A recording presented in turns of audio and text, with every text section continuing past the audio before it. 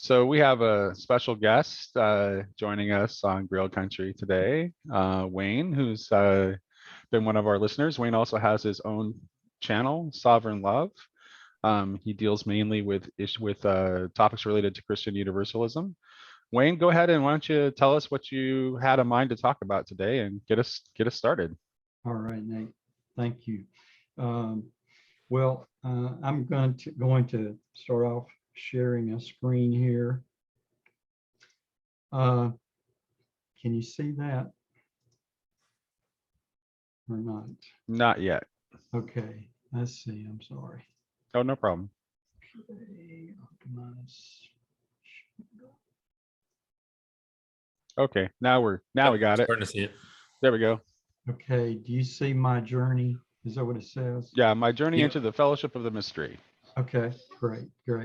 Yeah, so what I'm going to share, at least hopefully briefly, I'm going to try to be as brief as possible, is kind of how I became fascinated with, especially a couple of passages of scripture that to me just opened up in a way a whole new world for me. And it all started really with, let's see if I can get this to work.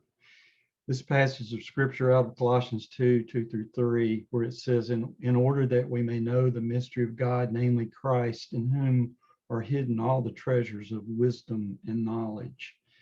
And there was just something about that verse one day that probably about I don't know, it may have been a year ago. It's been a few months or several months at least. But there was something about that passage that just really intrigued me. And I think the main thing was that as I read it, I had to ask myself the question, excuse me, I had to ask myself the question, do I really know what that means? Do I have any sense that I understand what are these hidden treasures that are in Christ? And it's like, I feel like in some ways that even though being as old as I am, having been a Christian, most of my life raised in a Christian home, that in some respects, I just had to say, no, I don't really think I know it, that my apprehension of what this must mean is in a way so superficial. I mean, I know Jesus died for me. I know I believe in him and trust in him for my salvation, that sort of thing, which of course you can't really plummet the depths of those things. So I'm not denying that those things in and of themselves are not deep beyond measure, but I still felt just intuitively like I really don't think I know what Paul is talking about here. So I made it, and I don't mean to make myself sound like a super spiritual person because I'm not, but I did make it specifically a matter of prayer. And I just said, Father, please open my eyes, help me to understand what this means.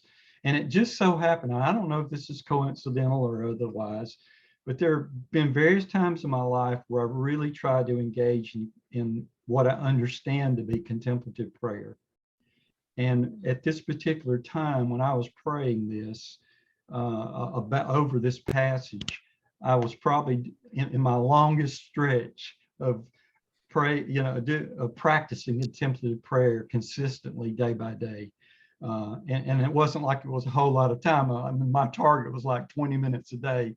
And by contemplative prayer, I have in mind kind of the silencing, of my mind before God in just seeking to experience him in some sort of immediate and mystical way that's eye-opening and life-changing.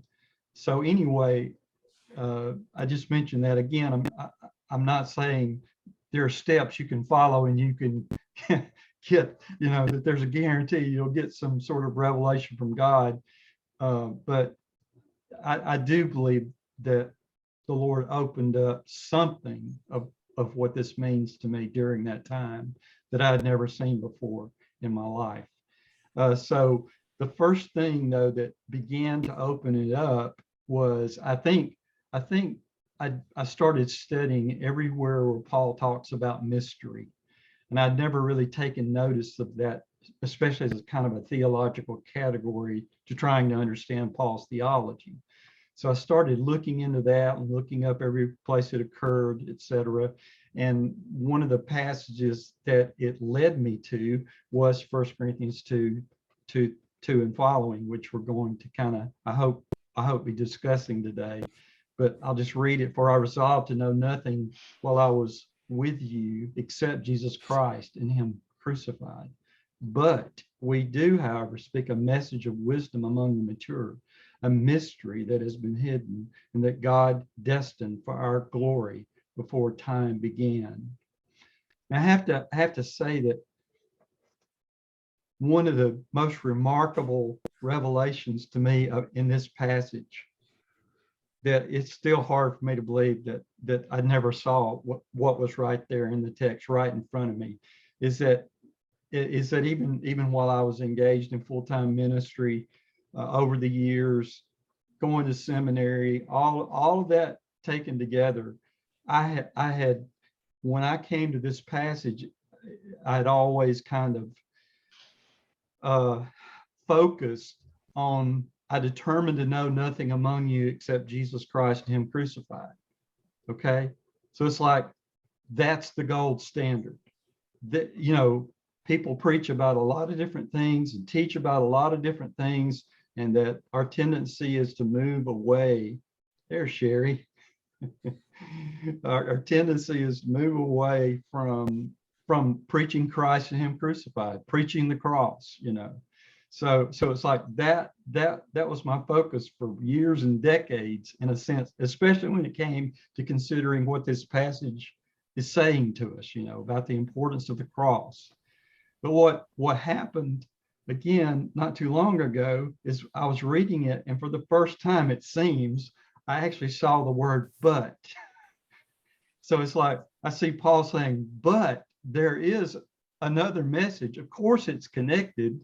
One thing, you know, it all flows out and flows together, which is undeniable. And I'll never downplay the importance of Jesus Christ and him crucified. But to realize that Paul had this but in here, that he speaks a message of wisdom among the mature, a mystery that's been hidden, and it's destined for our glory. And I have to add a little footnote here. As a former Calvinist, you know, one of the big, you know, things writ large over Calvinism is the importance of everything is for God's glory. You know, we have to avoid a man-centered gospel kind of thing, which, you know, there's an element of truth there, no doubt. But the fact that Paul here says that this mystery that was hidden is for our glory is something that I don't think I'd ever really taken notice of. So anyway, somehow or another, I think maybe just continuing to study just thematically and topically the subject of mystery led me to 2 Corinthians chapter 3, verse 18. And of course, the larger context there is something that I'm addressing right now in my Sovereign Love channel. And with good intentions, I've done my first video on letter versus spirit, and I hope to do my second one very soon. But so that's a very important context to what Paul is saying here, because he's contrasting the letter, by which I take it to mean, I think it's pretty clear Paul is talking about, he even says there, when Moses is read, a veil remains over their faces. So he's at least talking about the Pentateuch, but he's also very specifically talking about the Ten Commandments, because he talks about what God wrote on the stone. And so I think I started sort of really was drawn to this chapter because I was kind of thinking about how fundamentally different approaches to the Bible are, say, between Calvinists and Universalists. And so if you come to the Bible as the letter, so to speak, you know, your outcome can be very different than if you come to it by way of contrasting it to the Spirit. And so the contrast of spirit, though, to me is what really comes out in this specific passage that I want us to discuss today. It's kind of like this is the way of the Spirit. Paul in Romans 7, he talks about the old way of the written code, and he contrasts it to the new way of the Spirit. And this is that way, I think. And where he says, and we all with unveiled faces contemplate, as in a mirror, the Lord's glory, are being transformed into his image with ever increasing glory, which comes from the Lord, who is the Spirit. Now, I have to say, to me, this is probably the most mystical statement Paul makes in all of his writings.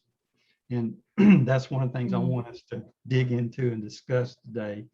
There's a lot of detail here that, you know, that I hope we get into eventually, but I'm not going to try to talk about that right now, or us talk about it necessarily, unless anybody wants to open up any of those particulars. But I've gone on long enough, Nate, so I'm going to turn it back over to you or anyone else that wants to.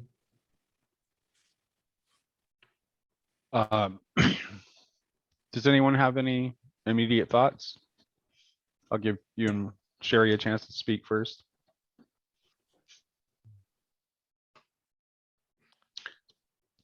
I'll say something. I really like the connection here, and also this word mystery, and using that as a lens to look through, kind of connect Paul's kind of diverse body of work in the New Testament to try and find a thread through those things. I think that's really interesting. It kind of makes me excited to just go explore that myself. You know, before we got on here, we were talking about, you know, your background and training in seminary, and I also, my undergraduate at least was in theology, so I have more superficial grasp of some of things, and also grew up in a home where you know, we just read the Bible continuously. So it's like it's very rare that I you know, find something in the scripture that I haven't like contemplated to some degree before. But yeah, one area specifically in seminary that I felt, well, I didn't go to seminary, but in my undergrad when I was studying Bible, well, I felt really intrigued by the book of Ephesians, which I know you pulled a verse from there. And I felt so strongly about that book. It's a short book. I ended up memorizing the book because I felt like it was just, there's something a really good compression of Paul's theology. It's one of the rare books that isn't addressed to a particular church. And a lot of the thinking was that maybe it was circulated amongst different church, and that we just happened to have the one that ended up with the Ephesians, because it's just so compressed, and it's very like, you know, he's got these long run-on sentences, but mystery is a word that shows up there a lot. Yeah. And specifically, you know, you were saying that verse there attracted you as like the most kind of like compelling compression of Paul's, you know, this mystical idea behind Paul's thinking. I wanted to just connect it to, I can't remember now. I think it's where Paul talks about the church and Christ becoming one, which is kind of intimated in this verse as well. We're being transformed into God's glory at ever increasing levels, right? And yes. And there was two verses in there that always really struck me in Ephesians. One was about us coming to the full measure of the stature of Christ. Yes. And specifically as a corporate body. Like, it wasn't like, because I remember that struck me so hard, because I was like, to that point, I'd always thought of the Christian life as being this sort of individual engagement. And I realized suddenly, it struck me, oh, no, this is the body itself coming together in unity in such a way that it corporately is to the full measure of the stature of Christ. And that really, I remember at the time, made me really excited. It made me really hopeful for some future regathering in of all these splintering, you know, arms of the church that are so separate in our world today. And then the other thing was also, you know, this union between Christ and the church. And Paul references the book, the famous verse from Genesis, you know, and the two shall become one flesh. Mm-hmm. And then he says, but this is a great mystery. And I'm referring to Christ and the church. And like, he kind of just leaves it there. And I don't know, that's something this mystical union between Christ and the church, and this idea that it's a corporate unity, it's not the individual to Christ, it's this corporate unity, seems to me really interesting, or at least what sprung to mind for me. Yeah, that's good. I'm a little late to the party. Sorry, guys. But just a little bit that I saw, all my brain cells were, dancing in my head. And, I was listening to what Michael was saying, and I'm right away, I'm taking this poetic turn towards what Michael was talking about, this idea of the corporate union of the church in Christ. And I think and then I don't know what the verse was exactly, but it talks about the stature measuring up. How did that verse go, Michael? It's Paul's looking to a future date when we all come to the full measure of the stature of Christ. Talking about full the measure of the stature. Yeah, and I thought, well, what gives a person stature? It's their body, right? Like it's height. And so the full measure of the stature is the head and the body, right? That's the full measure of a person's stature. It's like, I keep referring to that dream that I had recently where I found my son's body without a head, right? And I wanted to grieve the loss, but I couldn't just grieve the head, and I couldn't just grieve the body. I needed them to be together in order to grieve that person, right? And what that dream spoke to me was the importance of that union of the head and the body. We talk about it all the time in Christianity, but I don't think we realize until we're trying to mourn a body without a head, right? Or a head without a body, and we want that person, we want that full measure of the person, right? Which is that union of the head and the body. And so that's what I was thinking about when Michael was talking. And then of course in that last verse was, the idea of the mirror. Well, when you said that you felt that was one of the most mystical statements Paul's ever made, I was just like, yeah, it is. Yeah, it's almost more Meister Eckhart than what you normally get from Paul. George MacDonald, Meister Eckhart, Derma. Yeah. Well, I mean, they didn't get it. Paul didn't get it from them. They got it from Paul. They got it from Paul. Yes, obviously. Right. Yeah. So those are my thoughts. Yeah. One of the things that Michael, when you were sharing, as well as what Sherry shared, think of the verse in Ephesians as well. It says that the church is the fullness of him, the pleroma, the fullness of him who fills everything in every way. And that, for me, that was kind of a mind expanding, passage when it says he fills everything in every way. It's like, that's not just this small elect group of people. It's like, it just leads the thoughts to. Yeah, it challenges what we think of the church as being. Exactly. Yeah. It's more pointing toward like the cosmos itself as right. The church. Yeah. Correct. That's what I would say. I would say that it's, when I hear that, I hear all of creation. And I think the church is supposed to be like the first fruits of that renovation and a revolutionary resurrection of creation, in a sense, in Christ. But so I think we're supposed to be leading the way, as it were. But we're just a sign of what's happening and going to ultimately happen to all of creation. Well, so the elect of God are not elect so they can just be a special little saved group of people. They're elect so that they can be the first fruits that demonstrate what God is up to in all things and all. Right. And help to complete the work. Yes. Ultimately. There's also a little whisper in there of like some notion of there being at least some part of us that is outside of time because of the part about before the world began, because he's relating it to us and he's talking about it, but it's also before the world began. So which is it kind of like reverses the idea of what's natural. And I was listening to Rowan Williams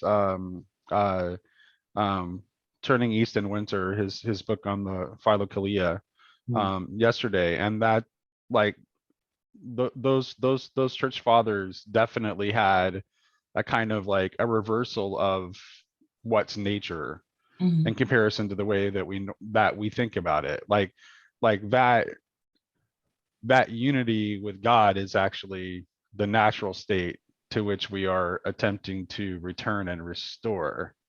And that the divided perception that comes about after the fall, and the obsession with the world of the senses is actually, that's the unnatural state. Right. So but okay, so here's a question, because I always ask questions that I know the answers to, or I think I do anyway. but you know, like you talk about returning to, I think of it, I'm wondering if it's right for me to think of it as more of a discovery, because it already exists, right? And this is why we have this language of mirrors darkly and veils and so on. It's not that it isn't there and you have to get to it. It's not like it's a destination. You're already there and you need to discover it. And I think that that's the role that the elect play, actually. I think that what the elect are people who have unveiled that and seen it, right? Because and can help other people learn to see it. Right. I really wish Luke were here, because this is where Luke is living, like, all the time. Luke is always like, the divided man, it's about vision, it's about seeing. Like, he's always just hammering that home. But I think that's fundamentally right. Well, that to me is like that's that hiddenness of God. It's not that God isn't in the world. It's that it's hidden, right? And the Bible talks a lot about. But we're the ones who hid from, in Genesis, we're the ones who tried to hide from God, though, right? So he's seeking us. We're the ones trying to hide from him. Yeah, well, it doesn't say what's hiding him from us. It's just that he's hidden, right? Right. And that there's a veil. And I think that's the significance of the veil being torn in the Holy of Holies, is that God is revealed in Christ, right? Christ is the revealer. So there's nothing hidden anymore. And this is one of the important points, I think, to make about the word mystery in the scripture. Mystery is not something that can't be known. And I notice, like, mystery is something that is veiled. That's what it is. And God revealed himself in Christ. Christ is the revealer. So there is nothing hidden anymore. I think there's actually a verse that says that, isn't there? There's nothing hidden. Anyway, and this attempt to claim mystery as a thing that you can't know to defend a doctrine that is loathsome is a mistake. Because to the ancient people, that is not what mystery was. Mystery was not unknowable. Mystery was for the initiate, right? For the person who was initiated into the mystery. Right. Yeah, and I think Paul definitely borrows so much of that from the mystery religions that existed in his day. And it just like in Acts 17, he quotes the Greek poets so he can communicate to the people in Athens, so I do believe, the word mysterion, the word mystery that Paul uses it's the word for mystery religions. And Paul even talks about himself having been initiated into the ability to, what's the word I'm looking for? To be content Yeah. Paul said, I've been initiated into that. I've learned the secret. The word secret there in the Greek is the word for initiation into a mystery religion. And he's learned the secret of contentment, which for me, I may be making all of this up, but for me, it's intricately tied into Paul's understanding of the sufficiency of Christ as he's been revealed to him through this process of gazing on Christ. Well, that's because I mean, ultimately, what Christ is the coming out into the open of this of what was maintained as a guarded secret within the mystery religions for the initiate only. Like Christ makes open to all. So that's like, it's not a different mystery. It's the same. It's the same mystery. It's just revealed. It's revealed. It's just now revealed, and the mystery is that is learning to die before you die, and learning that death is a transformation. Right. Yeah. It is intriguing to me, though, that Paul, I don't know if you ever heard something called the doctrine of reserve. It's the practice of, like some of the early church fathers. For instance, they may have believed in universalism, but they wouldn't teach it to just anyone. And so to me, it does seem pretty strongly implied in what Paul is saying in 1 Corinthians chapter 2, that I preach Christ and him crucified amongst the Corinthians. But of course, later on, he says, but you're worldly and you're fleshly, because why do you say I'm of Paul, I'm of Apollos, etc. But he says, and so again, he says back in chapter 2, but among the mature, I speak about this wisdom, hidden mystery. It's kind of interesting that, I mean, I don't like the two-tier or whatever, like we've got really spiritual Christians over here and the carnal ones over here. And of course, it's just easy to get into that mindset, Pharisaical mindset, which to me, the worst of all the I am of is I'm of Christ. I'm above everybody. I'm superior, because that's one of the categories Paul uses. And it's like, that's the most dangerous one, in a way, because it's like saying, well, I'm above it all. I'm above all you people. So the hallmark of a truly mature Christian is their humility, not their spiritual arrogance. But still, back to the point, it does seem like Paul practices a doctrine of reserve by implication in that passage. And that he's not just going to talk about this mystery to just anybody because they're not ready for it or whatever. But it seems to me that in other writings, especially like in 2 Corinthians, it's like things have progressed, things have changed. Maybe he can open up a little bit more about this mystery, a little bit more about the specifics of it. And especially again in Ephesians and Colossians, which to me address more of the cosmology, the cosmic Christ type of revelation that I think is part, because it's like Christ and him crucified is more the historically, fixed revelation of God in Christ in terms of history. But it seems to me that as I've looked at when Paul talks about specifically about mystery, he often is talking about creation, for instance, and he's talking about Christ as the creator. You see, because that's something that nobody knew, that Christ was, that everything was created through him and by him and for him. So there's just this, again, a kind of a cosmic perspective that does elevate you to the transcendent, the eternal, and give you a different perspective, that this Christ was not just a historic figure. He wasn't just an afterthought of God or just a remedy for our salvation, but that there's an eternal aspect of the God-man that apart from this deeper understanding of this mystery, you don't see, Well, who does see it completely, but you see what I'm saying. No, that's good.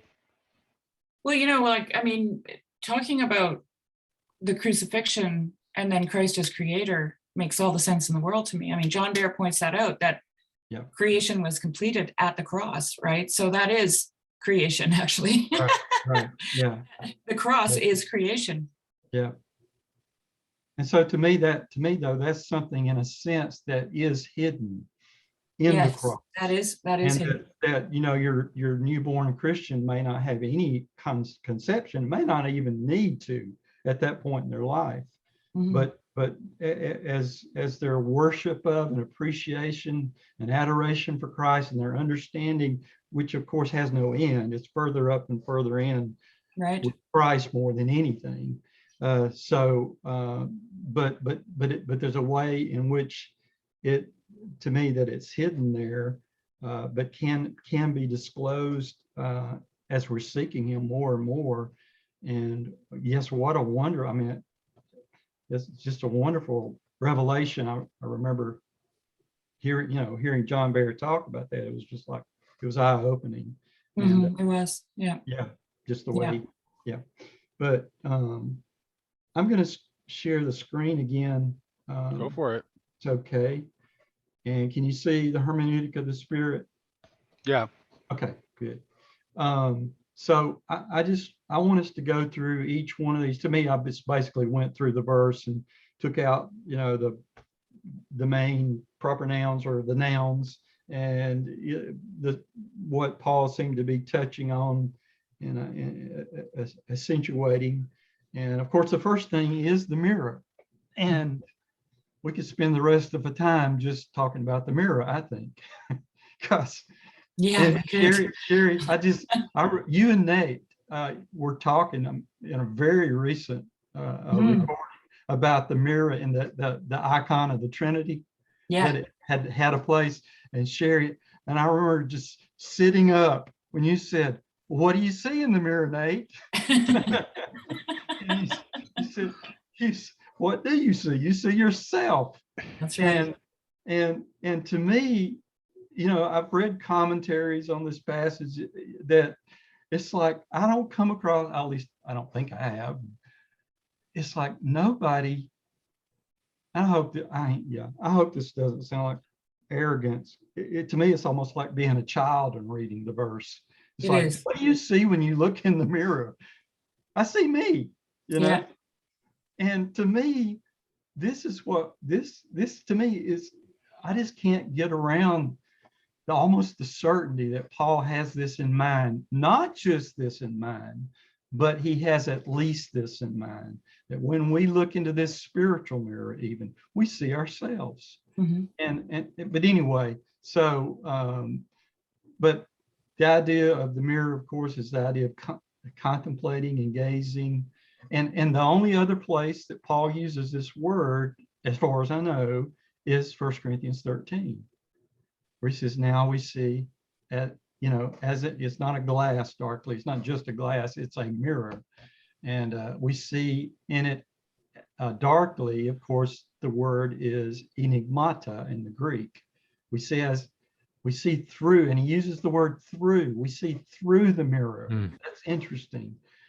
We see through it. We see enigmatically, as in a riddle, and he's just using all these metaphors that just kind of had explosive possibilities in terms of what Paul is saying here.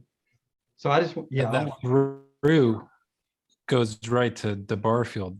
I mean, because that's his kind of his concept of language is this sort of translucent quality that we look through the meanings of one word into another word, and there's this kind of this chain of things that occurs with language being this sort of mechanism or vehicle for transmitting that knowledge or meaning.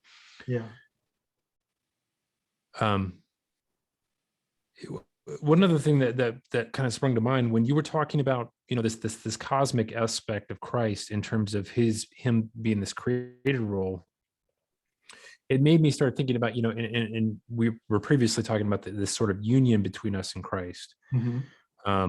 It made me think in some sense in terms of this ultimate reconciliation of all things, that perhaps it's good to think of the church almost like sort of as the scaffolding for that kind of bringing things together, that sort of going to the furthest reaches And, you know, I've had this image in my head, and other people have said it recently in talking about different conversations in this, you know, quote unquote, little corner of the internet between people. Like, it's almost like the sense of a net being formed of like these different kind of points in the net that are reaching out and making connections to other points.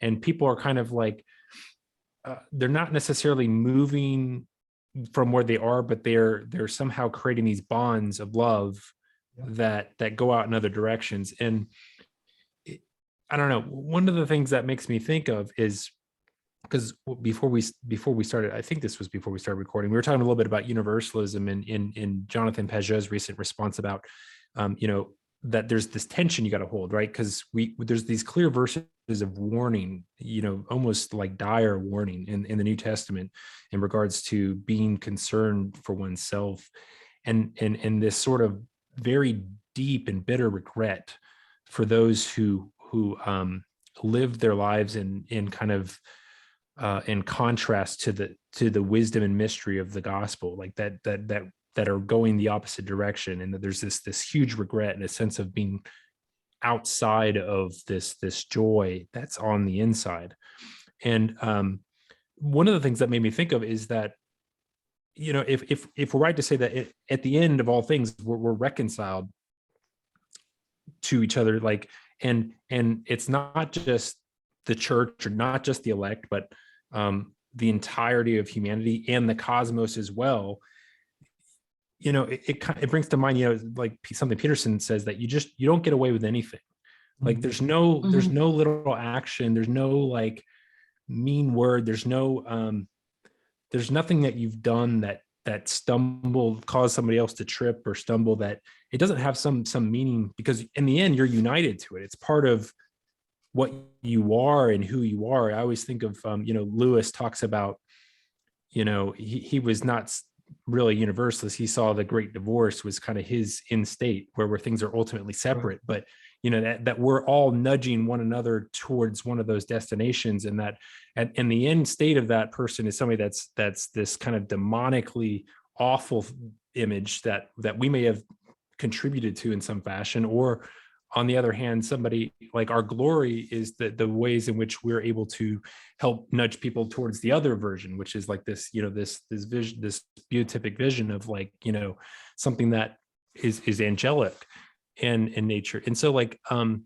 know, for me, like that's where the tension holds, is that yes, there's a reconciliation of all things, but there's, you know, both good and bad. There's this sort of weight and magnitude to all our actions that is hard. It's hard to live up to. It's hard to, it's a responsibility that Peterson talks about that is very heavy to bear when you think about it, you know, like that everything you're doing is really having these meaningful outcomes in terms of pushing people towards this or that direction, and their ability to come into union with God's plan. The Great Divorce is a little there. It's not, I wouldn't say it's as solidly, it's certainly not universalist, but there's like a vague hope within and if you read the text very closely. Like, first of all, it's like the field trips, right? So it's like there's some sense that these people might be freed from this eventually. And then the conversations with McDonald, where he has McDonald say, well, yeah, maybe I should have been so confidently, you know, espousing universalism, and it should have held these things in tension more. But he also doesn't have him say it's absolutely wrong in an unqualified sense either. So Lewis is interesting in that regard. So yeah. So is he keeping you? Are you thinking that he's keeping his personal opinion actually hidden? He's just kind of laying out all the possibilities. I think that he's like kind of saying the same thing. He's in a similar place to where Pageau was, right? Where he's like, it's an aporia and you shouldn't try to resolve it. Only whereas Pageau in his response leaned more heavily into the universalist side of the aporia, Lewis goes the other way. I think so. I call him a pessimistic universalist. Yeah. That's C.S. Lewis. Yeah, that's what I do. I call Yeah. him a pessimistic universalist as opposed to Yeah, yeah. a hopeful universalist. Well, it's like the question I have to all these people who aren't sure about the explicitness of universalism is why was Gregory of Nyssa and Origen and Maximus, in my opinion, why were they so explicit about it? I mean, they were firmly entrenched in that perspective. They didn't seem to feel that was, giving away the mystery to Who do you think the uninitiates. intended audience of their writings were, though? Well, yeah, I don't know that.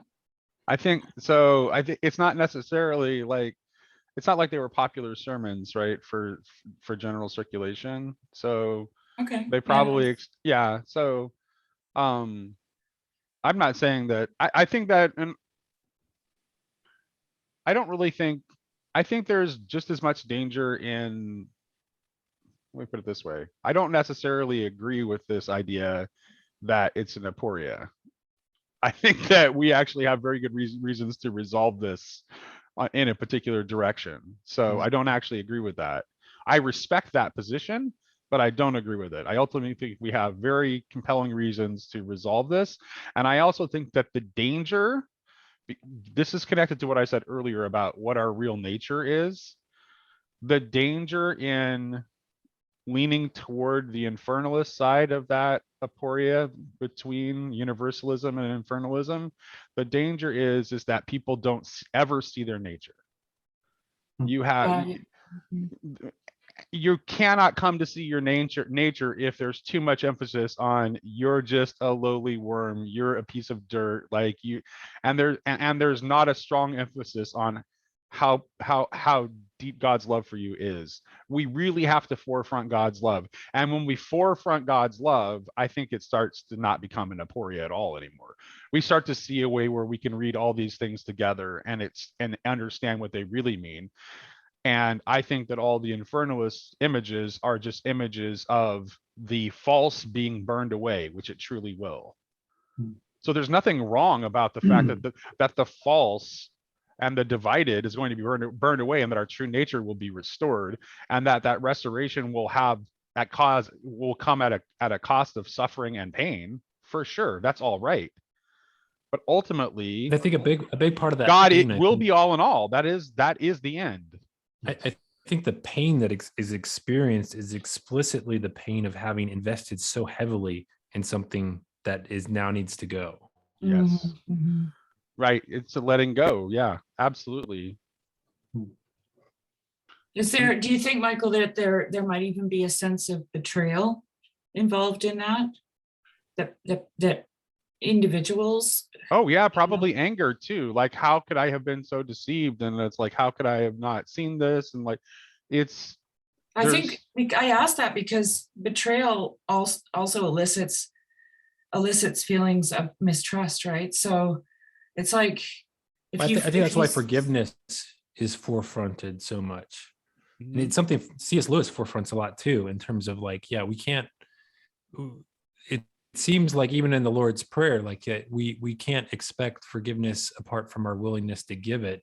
And I think, and even in like some of the Jesus's parables, like there's this thing like where, there's people that come in at the end of the shift that get the same wages as the people that came in, that were working quote unquote longer or something like that. And they're all upset about that. I feel like some of that is speaking to this sense of like having because we, in a certain sense, to give forgiveness, I think we also need to continually be aware of our own great need for it ourselves. And right. So, but I think there's some people that have, they get to this point where they feel like their salvation rests in them being better somehow, And so, and part of like, if you feel like your salvation rests in that, you're going to have to draw lines all the time to make comparisons just to feel a sense of safety, so that you draw lines that allow you to compare favorably to others. Because if there's a line to be drawn, I need some people to be out of it. And once you start drawing that line, I think that's how a lot of people feel this sort of safety and salvation, by going and be like, look, I do these things, those people do those things, therefore I know I'm better and I'm going to the good place. Whereas, I think, something like, I think it's Balthazar says that we all have this duty to always hope for the salvation of all, like to always, and if that's always a forefronted, that duty to hope, then it makes it, again, we were talking about this before we were recording, but it shortcuts that ability to turn any category of person into a non-person. That's like, okay, they're destined for hellfire, so I don't really have to treat them the same or care so much about what's going on with them, or even pray for their salvation because they're the bad people. It's funny. It seems like, to me, it's like the prayers and liturgy often like contain things that we get confused about in the dogmas, right? So like what you're just talking about, like, so if you look at like, so I converted to Catholicism in 1995. Right now I'm currently a practicing Anglican, but I still pray the rosary daily.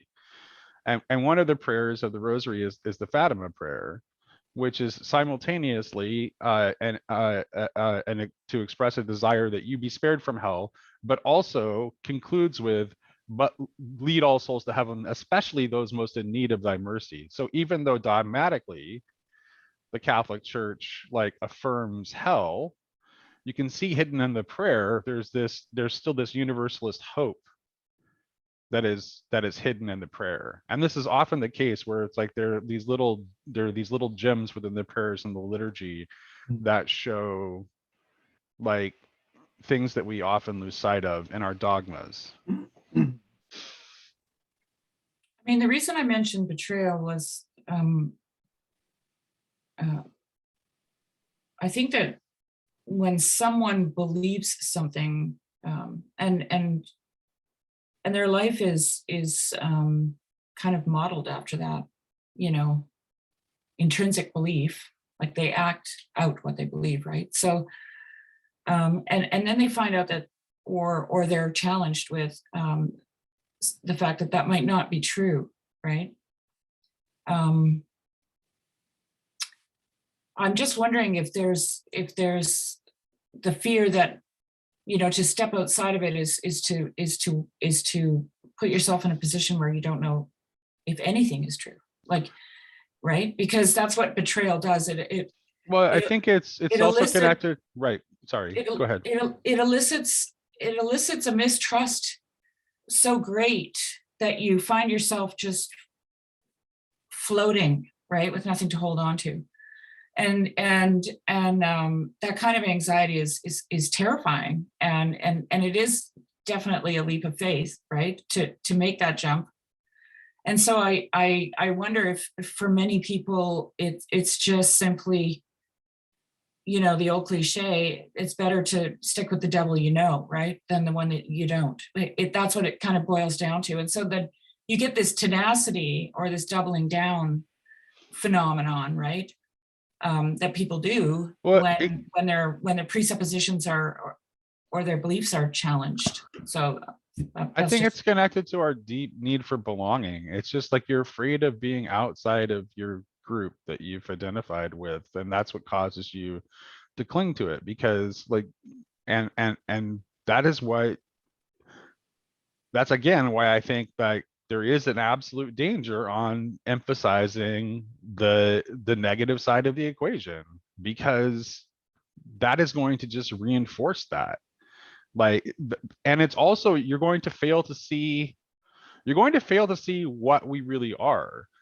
Like, especially earlier when Michael was talking about, when Michael and Wayne both were talking about that corporate kind of notion of the body of Christ, you won't even begin to see that your triumph is also my triumph, and that your suffering is also my suffering, and that your wrongdoing is also my wrongdoing. Well, your corporeal reality is in a doctrine that believes in elect and unelect, it's a pretty small body, right? Like it's a tiny little body, right? Right. And it's actually kind of, what's that figure called that Peterson references in his personality course, the homunculus? it's a little body with a giant head. And it has a small, that kind of belief has a very small God too, because you're limiting, because God is choosing to limit himself to just that tiny, tiny body. And Well, for myself, as someone who believes in the reconciliation of all things, that body is it's cosmic. Like, it's not just about me. It's not just about my salvation. It's not about humanity as such, just humanity. It's about everything. It's about every living organism, every speck of dust. well, And- that's right. Our nature is supposed to take to be transformed to the nature of Christ, and like, Right. well, Christ wouldn't have come down in the first place. I mean, Revelation talks about the sea being turned to crystal. Like, everything changes. Everything changes, right? Everything is transformed. Everything. There's a Charles Williams has a line in and He Came Down, his like short essay, where he talks about like he's talking about the fall, and he's like that they desired to know like good and evil, but there was only ever good to know. So the only thing that could happen is to know the good as evil. Something to that effect. I butchered it, but that's a rough paraphrase. Different. Well, no, because it's related to that idea of like it's a restoration of nature, Oh, right? Because that's the whole point, is that the things okay. I see what you're saying. right, Yes. the So things that suddenly, are not that aren't ontologically good Mhm. aren't real. Yeah. So what you're saying is, like, then the earth becomes cursed, and then you get Gnosticism, where the body is also, Right. a prison. And yeah. But it Okay. can't be, because it's created by God and therefore good. Right. And then you miss the signature of all things. Not only that, it's like it's created by God and becomes the dwelling place of God. So like, to me, like the mirror and the temple images are connected. Oh, of course. Yes. So because they're both pointing you toward the indwelling, which is Well, I mean, the yeah. true nature. I mean, the tabernacle represented creation. It was the 7 days of creation, right? And it was erected in the midst of the people. And where did God dwell? In it. Like, it's like a message in a bottle. Hello, I'm here, right in the middle of creation. See me? Look. And we are that presence of God in the middle of creation. Yeah. And that's what we need to learn to wake up and see. Yes.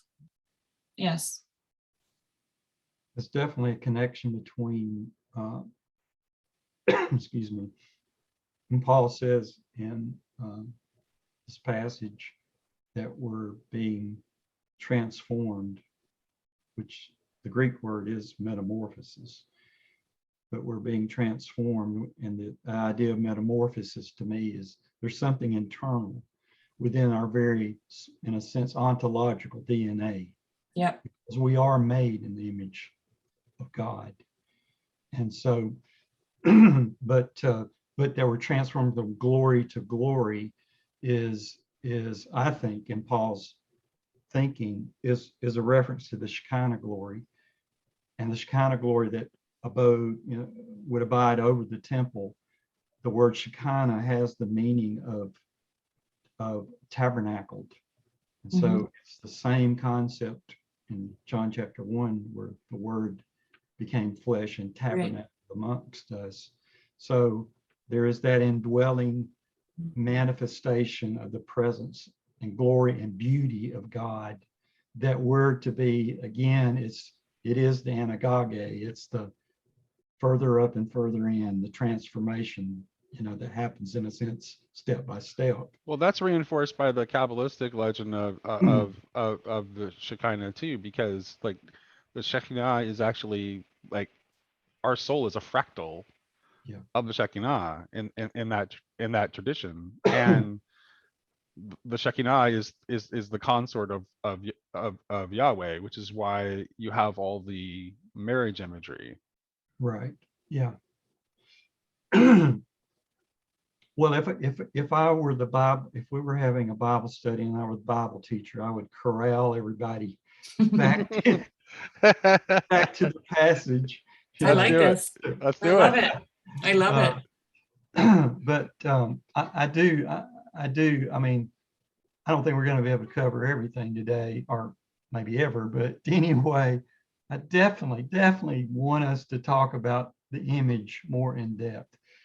Because another thing that to me has emerged, and at least again in my own way of thinking and conception, by trying to wrestle and grapple with Paul's theology, whatever that is, which is shape-shifting and amorphous and difficult to pin down. But one of the main things is this thing about mystery. It's almost like that's the core, the axis around which everything, in some respects, I believe, turns. But at the core of that is image. Mm. It's like when Paul talks about the glorious gospel of Jesus Christ, who is the image of God. It's like, why did you have to tack that phrase onto the end when you want to talk about the glorious gospel? It's because I believe, and I think there are many passages that sort of support this perspective, that is so much at the core of what Paul is talking about. I have a book here. It's called The Origin of Paul's Gospel. I bought this book like 20 something years ago and then lost it and had to buy it again. But C.M. Kim is a professor at Fuller. I can't believe he's not retired yet. But anyway, this book, Paul's Origin of the Gospel, the central thesis of it is he believes, it makes me think of Richard Dreyfuss in Close Encounters of the Third Kind. He believes that Paul on the road to Damascus had a download. When he saw the vision of Christ, essentially everything in his gospel and his theology was implicit in that revelation.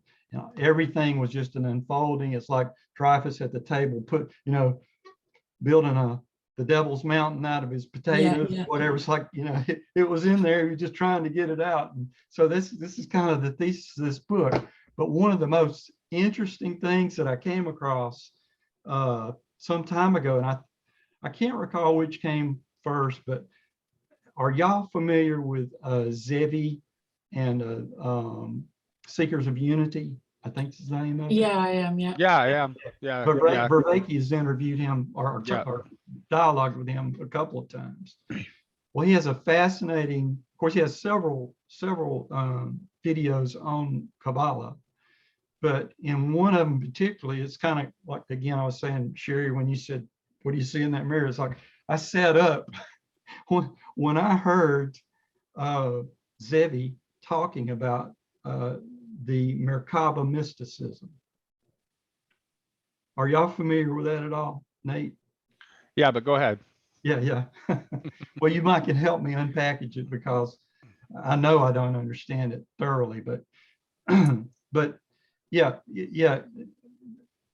The main point here being, in this book, he spends probably at least a third of the book talking about Paul's gospel, and he's talking about icon. So it's like just statistically, if you take that into account, it's like icon image must be pretty important in Paul's gospel, But he, as well as many other, I'm sure, New Testament theologians, this is a great book as well, Paul the Convert, which I think this fellow is actually Jewish, Alan Siegel. He also, and Dr. Kim, contend that Paul was engaged in Merkaba mysticism. And what that means is that, for instance, the road to Damascus, they believe that Paul, and not of course just then, but prior to then, he had been engaged in this form, this practice of Merkaba mysticism. Merkaba refers to a chariot, and it's primarily like their focus was on meditating on and seeking to encounter God by meditating on Ezekiel chapter 1.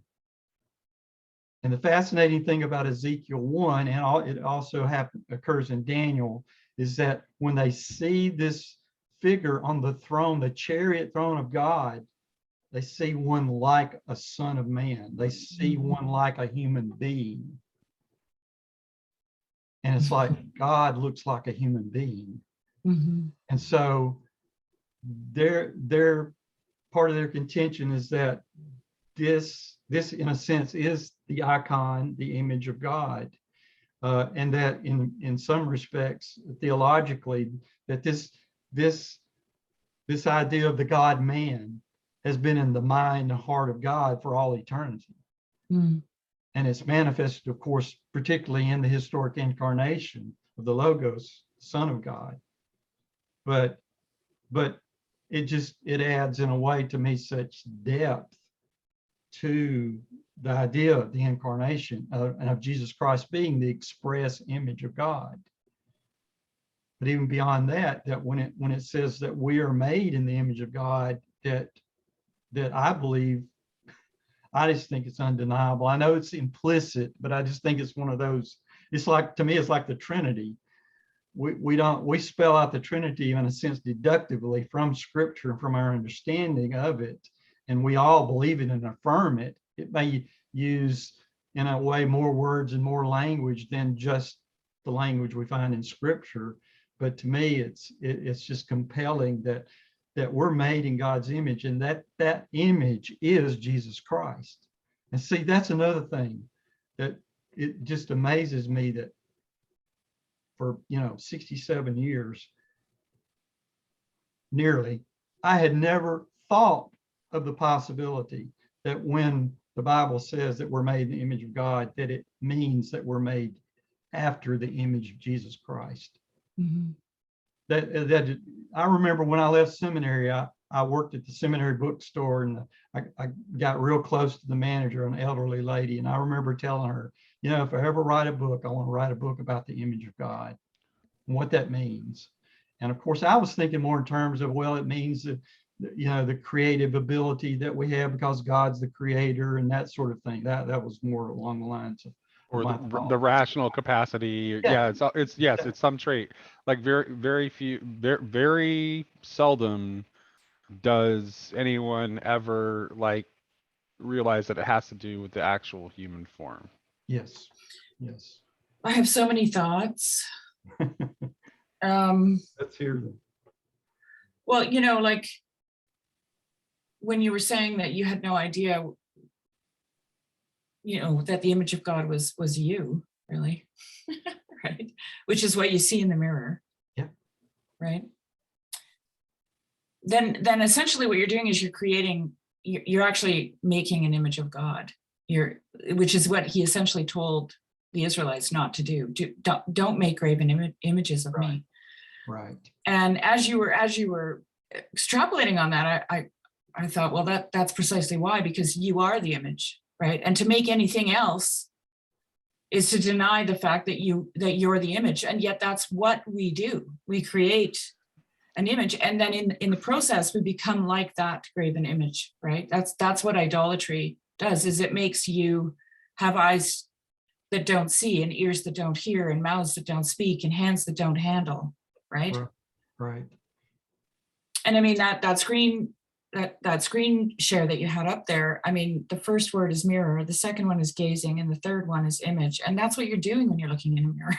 You're gazing into a mirror at an image. Yes. Right. Mm-hmm. And it's simultaneously reciprocal when you do that. Mm-hmm. Right. There's this reciprocity that's going on. Yes.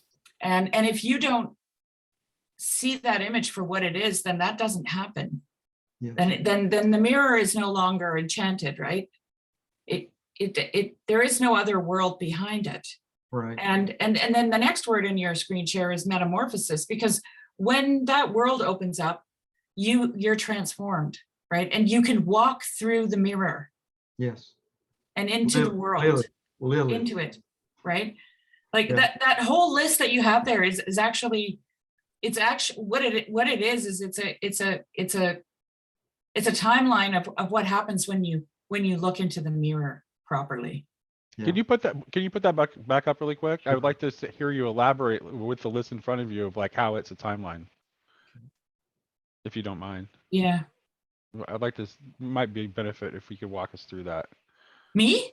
Yeah, you're Oh, the one who had that connection. I want to, so well, Don't, Sherry. walk us through this as a timeline. well, okay. So you walk into your room and there's the mirror. And what do? You gaze into the mirror. At what? An image. And if you're looking at the image for what it is, and this is on a spiritual, this is not just you doing your hair, brushing your teeth, okay? Right. Then you become transformed, right? That's when the super sensible, as Bach would say, comes crashing in. And suddenly you can fly, right? This is McDonald's Fantasties, when the whole world is enchanted, right? And you don't allow your shadow to cover it, which is your rationality, okay? You don't let that unenchanted. It's enchanted. And, people are collecting wings from butterflies and making wings. And, that's what the world really looks like. And of course, that is imagination, the imagination of God. That's why McDonald can look into the mirror and then write Fantasties, because he made that journey right there. He gazed into the mirror, he saw the image, he was transformed, and his imagination was, as Lewis said, baptized. Okay. That's the timeline. That was the portal in Lilith as well. Yeah, I knew you could do it, Sherry. Well, Wayne was talking and I'm going, wait a minute. This is an unfolding in this verse, Yeah. He's taking you on a journey. I feel like something that popped out to me in terms of saying, linking us to being made in the image of God. One of the things that popped to my mind was this sort of unity. So we use that phrase, the God man, but another sort of unity popped into mind between heaven and earth. That is with Jesus being the creator, being that kind of linchpin of those two realities being joined together, where I think, it's useful to think of something like heaven as the kind of the eternal, the always, but there's something about earth that is mutable and changeable and that makes this transformation possible. And I don't know what everybody else thinks about this, but to me that speaks to some sort of capacity or capability for transformation, being something that's part of the Godhead as well, in that we're some integral part of some, I don't know, some ongoing transformation. Because one of the things I've always struggled with, in terms of when I was went away from faith and came back to it, was this problem of evil. And I think one of the problems with evil is like, well, why is this entertained? Why is this allowed? Why is this process that takes forever? Why is, and I think you have to, there has to be something very important in terms of this transformation, and I think ultimately, in some sense, this is just, I'm getting out in left field here with my own kind of personal theology, so you guys can reel me back in with your pushbacks. But it seems to me that things aren't ultimately real unless they happen, so to speak, within God. And so I feel like it has to be that something of this transformation of the cosmos is happening within the Godhead as well, and that we're contributing and building whatever that thing is, and that I don't know. Yeah. Anyway, I'll leave it there because I could talk forever and just ramble. I guess it raises the question of whether creation adds anything to God. Mm. No. I probably would want to answer yes and no. And in its essence, it doesn't, but I don't know. It does seem like he's enlarging his family, so to speak. Yeah, well, if God's infinite, he's growing. And if he's growing, that's transformation, right? Yeah. Right. This exchange reminds me of a strange thing that Milbank said the other day, where he said something to the effect of that pantheism is closer to true than panentheism. Really. Although neither are correct ultimately. And then in the process of the exchange, when someone made the objection that the creation was finite, Milbank pushed back, like, why are you so sure that the creation is finite? Yeah, because I do think in our modern theology, we tend to have very low views of nature. Again, and at least in the sort of Christianity I was raised with, again, we're this small remnant that's trying to escape, the destruction of the cosmos, and and we're just trying to get out on this tiny little life raft called Jesus, and watch the whole thing burn. And that I can see why the language is there, and why people come to that conclusion. But the more I think about it, the more I just think there's something very fundamental to, and I don't know what this is. I just know, Well, Michael, you can also see where that's a message that people aren't particularly excited about too. In our day and age, like that's because they've lost an experience of the goodness of the material world in their own day-to-day lives. Well, or maybe that just the idea that all it is like just this, tiny remnant, and the whole rest of it is, I don't even know how you to explain the rest of it. That's just not a very satisfying story. That's not a very compelling story. The only reason people buy into that story is to think that they're part of the in group that is the remnant, right? So there's something about telling the story in that way that makes people buy into it for reasons that are not coming from a good place spiritually.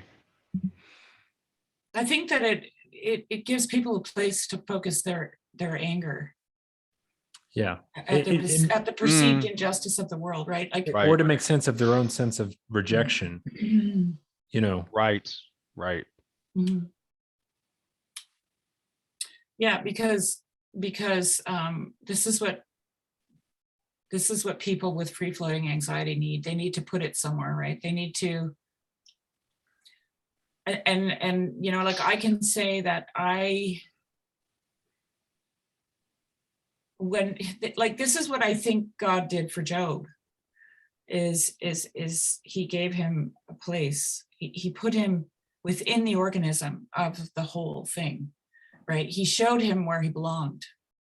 I keep thinking of, Harding and his microcosm of the body, and all these cells, and how, you have this couple of cells that are like, well, we heard this rumor that we're part of this bigger being, but we don't believe it, right? And it doesn't change anything. They still perform all their functions, right? They're still the whatever cell, and they do their thing, and they live out their life with meaning and purpose, even if they don't believe they have one. Even if they don't believe they have one, right? I think this is really important. Like, I was talking to Abigail on the Misericord, and she was, she was reiterating the fact that, this we also want to edit this journey of becoming with our own ideas, right? And we can't just let it be like these points here that Wayne has, illuminated or highlighted from this verse, that it's a progression, right? It's the mirror, the gaze, the contemplation, the metamorphosis, the imagination. Like this, the one doesn't happen without the other. Mhm. And what's interesting is that the mirror, it's like the fount, right? It doesn't have a beginning or an end. You see? And everything proceeds out of it. Everything else proceeds from it. And yeah, I'll just leave it. I was just going to ask real quick, who's your other picture? Is that Solovyev? Is your other guy on the slide? No, that's McDonald. It's McDonald and Barfield. Oh, Yeah. oh, sorry. That's a color, a rare. I'd never seen a color. I saw the Proverbs 8, and I thought you were going to work in some sociology. So I thought maybe that was Solovyev. No, that's actually the same picture of McDonald that Jordan Daniel Wood uses for his Twitter icon too. Yeah. So, go ahead, Wayne. Well, I guess a couple of things I wanted to kind of emphasize is that back to the mirror, to me, I have this suspicion, and it even comes out in Clement of Alexandria, one of the early church fathers, who the stromata, I think they're called, which means fragments, I believe. It's just and actually my friend, well, I mentioned it, I think before we started recording it, that has his PhD in church history from St. Andrews. He wrote his PhD on Clement, and it's just absolute. When I actually started reading it, it's like my jaw dropped. But one of the things that he suggests, because the stromata are kind of like, I'm trying to hide. It's kind of like the doctrine of reserve, but it even went beyond that, because it's like, I want to hide what I'm really saying until maybe I get to book 7 or something like that, so that the Gnostics, which really to Clement were the false Gnostics, because he considered true Christians to be true Gnostics, and that Paul practiced the same thing. And so he believed that Paul, in Paul's writings, that Paul was practicing something of writing in riddles and enigmas. Yes. If there is a place where I believe Paul is doing this, I believe it's here. I believe that the whole metaphor of the mirror is a riddle, because it's like, where do you see yourself and where do you see Christ? Isn't in your original verse, the section that you shared, isn't there something about faces too? Yeah. In fact, can you bring that part back up really quick? Yeah. Because I remember just having this weird connection when I read it over the section before we started. Right. I remember having this weird thought about till we have faces. Yeah. Unveiled faces. Yeah. And until we have faces is actually a scene from Lilith. There's a scene in Lilith where he is in a ballroom and everyone is dancing with each other, but they have no faces. And he talks about having faces, right? Yeah. I was thinking of the C.S. Lewis novel, but yeah. Well, I mean, I'm just making, I always have to give credit to George where credit Sure. is. Influence is definitely noted. Well, yeah. Donna, do you see it here in any of these verses? I think it was in like verse 7, I think, which is the original verse that you shared. Let me see if I can pull it up. I got an Orthodox Study Bible. Well, on it my says phone. here, who with unveiled faces contemplate as in a mirror. That's right. Yeah, that okay. Maybe that was it. Yeah. And that's exactly the point that I was trying to make about when you're looking in that mirror, you have to know what you're looking at. So it has both That's faces the and a unveiled mirror. face, right? Right. That's the unveiled face. and it definitely in the context as he goes over into chapter 4 of 2 Corinthians, I'm pretty darn sure he uses the metaphor of faces, and he's talking specifically about the face of Christ, and that is the glory. That is, Right. So in other words, it means that close up, we shall, we see through a glass darkly now, but then we shall see face to face. Yes. So we're peering in through this mirror, and it is obscure in at least in some sense. But to me, Paul is saying or implying that there's a process of glory to glory where it becomes less. Well, and yeah, and the see- seeing face to face is higher too, because you've reached a higher spiritual stage, because you're not There's just nothing looking between. through you're no longer looking through the mirror. Now you're looking implicitly in the face of the other and seeing Christ shining through the face of the other. Right. Well, I'd like to insert here. John Bear makes this point cryptically. If anybody wants to know, it's in his talk on Athanasius's On the Incarnation. It's a two-part, two videos on that. It's easy to look up on YouTube. And he makes the point in there that there's a young girl who's being she's crucified in the Colosseum. Yeah. And there are other Christians there. And I think it's Irenaeus that talks about her, right? Yeah. And he says that when everyone looks on her, they see Christ. Mm-hmm. Okay. And this is in On the Incarnation, where he starts with the cross, right, as the incarnation. So this is getting straight to the point of what you were talking about with Ezekiel and Merkaba mysticism, right, where they see the Son of Man in the wheel, right? Yeah. This is, and I'm not going to be explicit either, but this is what John Bear says, right? That when they look on this girl crucified, they see Christ. Yeah. And we would take that to mean, oh, it's because she's hanging on a cross, and it reminds them of, no, they actually see Christ. Yes. So there's something deeply mystical Mm-hmm. in that statement that he makes there. Right. Yeah. And so conformity to that image, just to me, this is just another way where what Paul's saying here in 2 Corinthians 3 about glory to glory, the metamorphosis, the theosis, Mm-hmm. He says in another way, but it maps on to me perfectly and completely in Romans 8. We're talking about everything that happens in our lives, that we love to quote Romans 8:28, all things work together for good. But prior to that, Paul is describing all the stuff that does happen. And he's saying it's all been subjected to futility.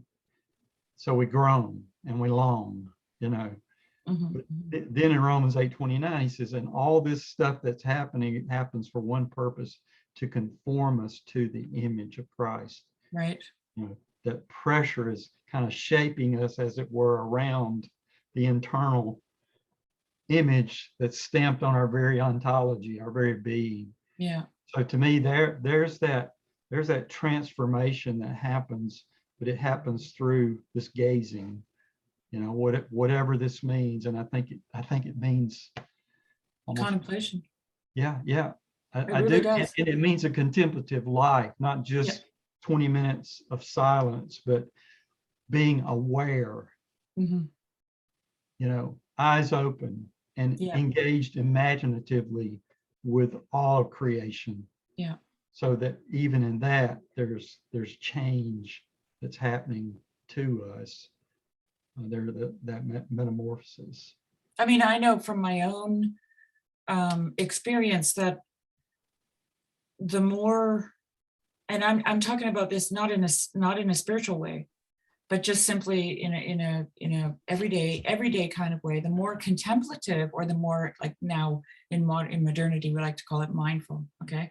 The more mindful we become, the more we see what we've been missing, right? That's been right in front of us. And that lesson teaches us what unveiling actually means. It's not that this is why I keep stressing, it's not that God is not here. It's that we're not mindful, right? We don't know the lesson that mindfulness brings us. And that lesson is that it's all right. It's always been there. Yes. You just never saw it. And it's humbling to realize that, you spent 20 years, traipsing across every inch of your property and never saw a blueberry. Like, that's really humbling. Okay. This is my blueberry analogy. I remember the day when I realized there were blueberries. I was like, that was the lesson I learned. Yeah. I learned what unveiling was. Yes. Yes. And then everything just started unveiling itself. Yeah. Right. What, everything. Then I saw dogwoods and I saw orchids and I was just like, oh my God, the whole world's become magical because I opened my eyes. Yes. Right. Yes. And the veil was taken away. Yeah. It's taken away. The film, as Mhm. somebody talks about it, the film. I remember a recent video with Vervaeke, and it was a psychoanalyst, I guess, clinician that he was talking with. I don't know if did y'all see that, where he talked about, he was in his garage and he's talking on the phone with a suicidal patient.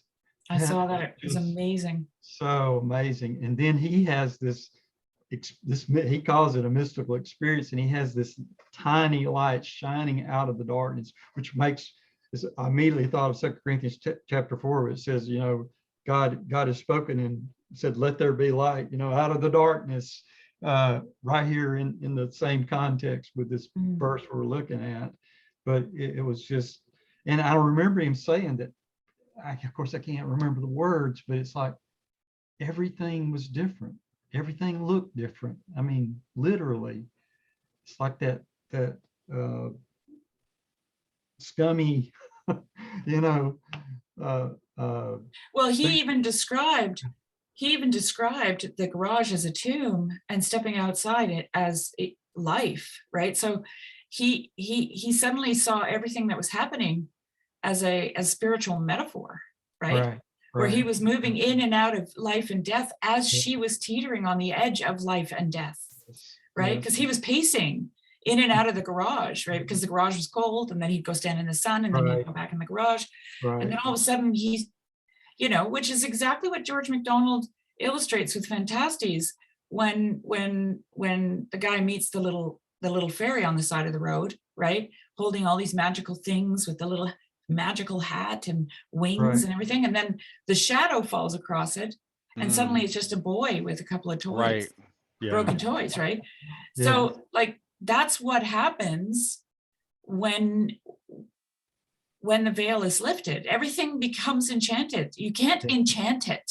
Yes. You don't enchant it. It is enchanted. And this is the magic of it, right? It's there. It's already there.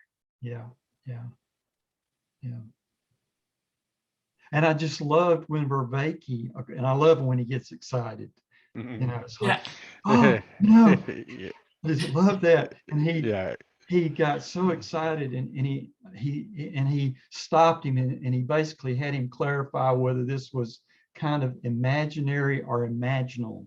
And it's like the imaginal is what really opens up, our eyes, sense into really seeing things as they and that's really exactly how your screen share ends, with the imaginal. Yeah. You see what I'm saying? Right. That's when the world opens itself up. Yes. Right. That's why Emil Book calls it spiritual sight. Yeah. The neat thing here that I'm sure we don't have time to get into, but when you look at the larger context of the chapter, letter versus spirit, okay? And the letter, Paul says, and again, here's what ought to shock us. When he's saying letter, he's talking about scripture. He's talking about the 10 Commandments. He's talking about the Pentateuch. And he says the letter kills, but the spirit gives life. He says that that it has no glory compared to the glory of the new covenant, or what the new reality. And I'm not trying to say, well, I'm not a Marcionite. I'm not saying we shouldn't read our Old Testament. The thing is that in a way we have to die to it, like Paul says in Romans 7. This is like a marriage. We have to die to it. We no longer have a relationship with it. But then there's some kind of ressourcement. There's a resurrection, because we can now read it imaginally. We can now read it led by the Spirit to look for what it's always, in a way, perhaps in a more hidden fashion, but what it's always been gesturing toward. And Jesus said it to the Pharisees: you search it because you think in it you have eternal life, but it speaks of me. So that's how we reread the Old Testament. But beyond that, so to me, that's the hermeneutic of the Spirit, which is the imagination, the imaginal, led by the Spirit, because I think the Spirit is what draws. The Spirit's a creative. Baxter Kruger likes to call the Spirit a creative genius, and to me, that's part of this hermeneutic of the Spirit. Hermeneutic, just looking for the meaning. But we're no longer just looking for the meaning of a text. We're trying to read the meaning of the logos everywhere. But do you It's think that unbounded. if you enter into the imaginal space where where everything becomes enchanted, where the veil is lifted, okay, the Holy of Holies, really, then like I would just say that you actually then know where you belong. Like, this is what, to me, this is exactly what the end of Job is talking about. Like, Job doesn't get an answer from God for his suffering. He gets shown where he is on the map, like in the story, right? God opens up the world to Job, right? And then Job is like, like it's like the two cells in the body suddenly realizing they're in the body. Yeah, it's true, right? Because MacDonald makes the argument, and I think he's right, that we spring from the imagination of God. So that is what is in which we live and move and have our being. Okay. So when you enter into the imaginal, then, there we go. Yeah. Perfect Then transition. that's beautiful. Yeah. Because when you enter into the imaginal, then you have actually entered into the so-called mind of God, right? And you, that's your home. Yeah. That is your home. Right. So true. And that's what all these, Coleridge is just, he's amazing. And of course he precedes all these other guys. And I'm sure he had an influence. I mean, George, in this piece, which you've read several times, you said, Sherry, he quotes Coleridge in the imagination, its function and culture. But yeah, and Coleridge had, y'all are probably almost certainly familiar with Malcolm Guite. Yeah, I love to hear him talk about Barfield talking about Coleridge. And he uses that analogy over and over again about the I forget what kind of insect it's called, but it in its chrysalis form, it grows a space for its antennae. Does that ring a bell with you at all? No. It's like it projects a space out that's empty, and he said this is the imagination. Yes. Opens up a space so that reality, in a sense, or so that you can become. You can become. Exactly. Yeah. And it's not as though it were just a wild anything goes kind of space. It's a beautiful instantiation, I guess, maybe of the logoi, whatever, but it's connected with the living logic, the beautiful logic of God in terms of the logos and the Son, etc. But yeah, so I'm thinking in terms that, again, just so heavily and see, to me, as a Calvinist for so many years, I lived the letter. I was confined to that ink in the page, and I had to study it, historical critical analysis, look at the text and the context. And I'm not saying there's anything wrong with that per se, but if you don't move beyond that, it's dead. And it ministers death. It gives you a list of rules to live by that you're going to fail at. But instead, to me, what Paul is saying here is the new way of the Spirit is just like the same Spirit that hovered over the waters and created, in a sense, created the earth in coordination, of course, with the sun. But anyway, you see what I'm saying? It's just, there's Well, that freedom. You don't know where he's coming from. You don't know where he's going, but you see, there's a wildness, a freedom, and openness that's just. Well, there's that space for the antenna, right? That's the further up Yeah. and further in, really. Yes. Like that's Yeah. what that's a really good illustration of further up and further in, right? Yes, But absolutely. what I find, oh shoot, I just had a thought. Oh damn. Oh yeah, okay. So like if going back to your list of to me, which is like a procession, right? Where you have the mirror, Yes. the gazing, and the image. Right. Well, that's where Calvinism ends. You have a mirror, you gaze into it, and you don't see, right? The image. The face is not unveiled. Your face is not unveiled. You don't see what that image really is. And then what happens is you cannot proceed, right, into, what's the next one? Metamorphosis and the imaginal. Yeah, yeah. Right? You stop short right there at the mirror. Right. And all you see is something that is terribly depraved, Yes. right? Exactly. And what you're looking at is what George MacDonald describes as the little boy when the shadow falls across him, right? Yeah. Yeah. And you don't see him as enchanted. Yes. It's very significant to me that, for instance, that Calvin believed that the image of God was obliterated by the fall. Right. Oh, interesting. To me, that is the decisive difference between a Calvinist and a Universalist, because we believe that we are the offspring of God. It also has a lot to do with iconoclasm, because that is the destruction of images. True. And like we are in the Orthodox Church, we are, the priest comes in for the liturgy, he senses all the icons, and then he turns and he walks through the congregation and senses them too, because they are images of God. Yes. Right? They are Yes. also icons. Right. And the iconoclast wants to destroy that, right? Yes.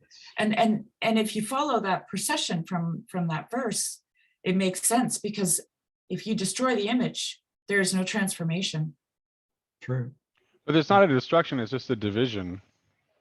Well, you've completely blocked it out. I guess it remains a glass. Well, it's the division. It's the division that, because you happen. So what happens is there's actually in the section that Wayne was talking about, actually, or maybe before that, but in the context, like within 1 Corinthians, there's also, he talks about like the spirit of man in that within 1 Corinthians 2. So which I think is that's that divided man thing that Luke is talking about all the time. So like the natural state, there is no independent spirit of man that's seeking to like go its own way and to know good and evil, which means to know the good in an evil way, because ultimately there's nothing to know other than the good. So it's a division, it's a fracture, but it's not an erasure. Otherwise, if it was a complete erasure, then it couldn't be restored. Yeah, I don't think it's an erasure. I'm not Actually, saying we that. couldn't What I'm exist. thinking is, Technically, we couldn't even exist. Right. well, it's a stopping short. And I always have, like, whenever I use these terms, I say that a lot. It's we stop short, and we stop short. What we stop short at is we don't. The world doesn't become enchanted.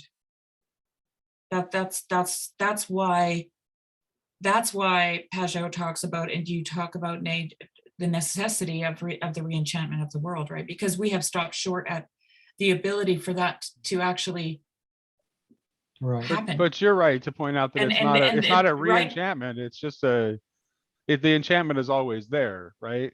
Even like let's talk. Of course, yeah. Barfield even says that participation never fully withdraws, right? There would never be any possibility of movement toward final participation if the withdrawal of participation was complete and entire, which is kind of connected to what I was saying about divided man uh and the restoration of nature too. So you can also see that through the way that Barfield talks about participation. So it's just reconnecting and relearning and restoration rather than yeah. So here's a question I have. Sorry, I'm not on video. My son's going nuts everywhere over here. But so God must have decided that there was something good to be accomplished in allowing this division, so that it could come back together in some more fuller version of itself, having been cast apart. And I'm curious what your thoughts are on that, and like what it is in that final state that's better than before the division is allowed.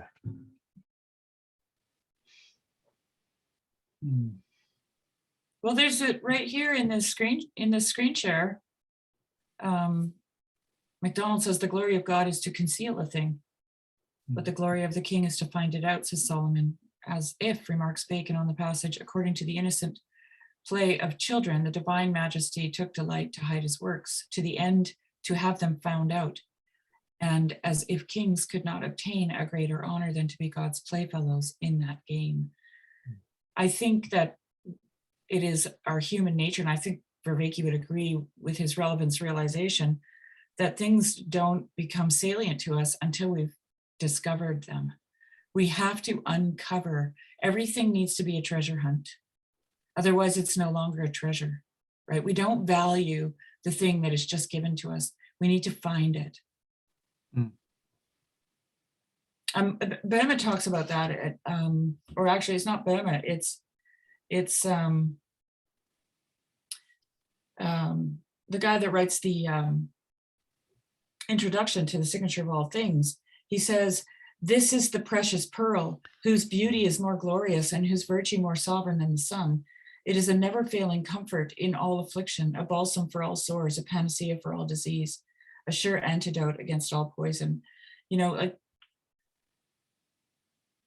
that's why when Peterson talked about the seeking mode and having one foot in chaos and one foot in order, right? Going out to bring back the treasure, slay the dragon and bring back the treasure for the community. I realized that this is what Jesus said when he said, if you seek, you will find, right? Because you need to be in that mode. That is where you are have optimal meaning in your life when you are seeking something. This is why people love to go shopping. Seriously, that's why they're seeking something, and they often wear themselves out after they've bought it, because they don't have the same kind of meaning to their life once they've just grabbed the whatever off the shelf and taken it home. Like, it's no longer a treasure to them, right? But the actual game, which is what he's talking about here, that God's hiding and we're playfellows in that game, right? And we need to seek and discover, and then those things become treasures, and they are experiences of unveiling, which then opens up the world to us and shows us the place that we have in that story. Yeah.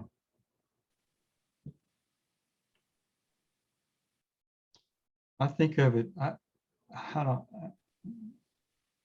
it's almost, or maybe it just is an impossible question to answer why, but my imagination leads me Go for it, Wayne.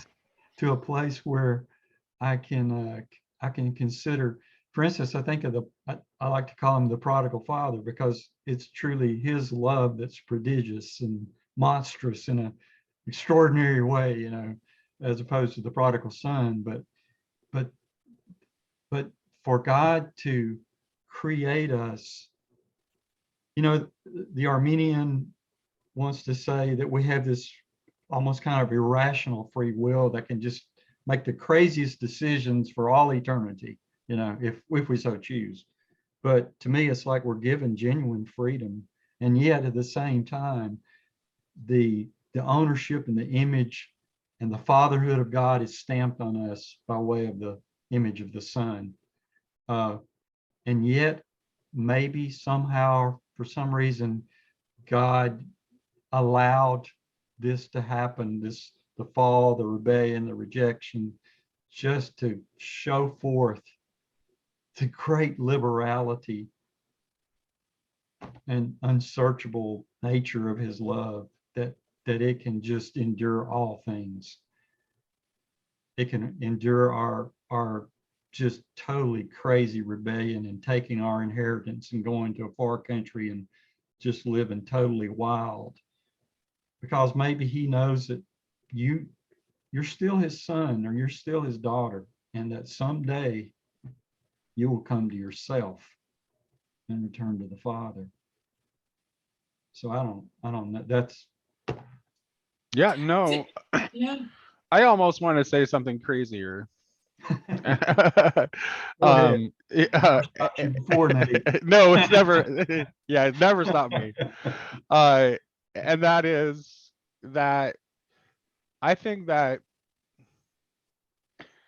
so I actually think the freedom of the creation is fairly radical, and for a whole bunch of reasons. Yeah. But I think it's fairly radical. And I think that God is, just as God is genuinely appalled and saddened and shocked in a negative way by some of the evil that we manage to do, Yeah. I think that same radical freedom creates the capacity for us to surprise and delight our Father in a way that is suggested by that metaphor of play, where there's a mutual surprise. We're surprised at what we Yeah. have been able to do, and God is pleasantly surprised at what we have done. Right. So I know that obviously treads on divine impassibility, but there's just intuitively, I just have a deep sense of that being the case. And I also don't know that the radical, I really think, particularly in light of modern physics, this idea that the world is actually created in a kind of radical freedom seems to be more and more likely to me. Mhm. I also think that love desires to be known. Because and that is the fractal nature of it, actually, because you can only know it by loving someone, right? So, and then there's a reciprocal knowing, and that's like two mirrors facing each other. Yeah. It just goes on into infinity. Doesn't McDonald actually use that in Unspoken Sermons? I think he talks about the two mirrors. But anyway. Oh, really? Yeah. Oh, I don't remember that. Yeah. But It's yeah, chapter. so Yeah. like,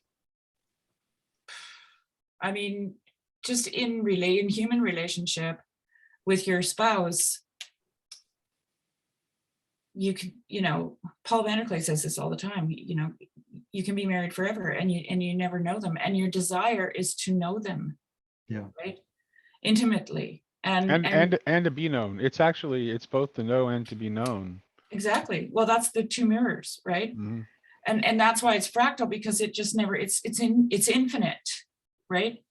Because as knowing as you are known, when that happens between two people, and you can't actually ever accomplish it.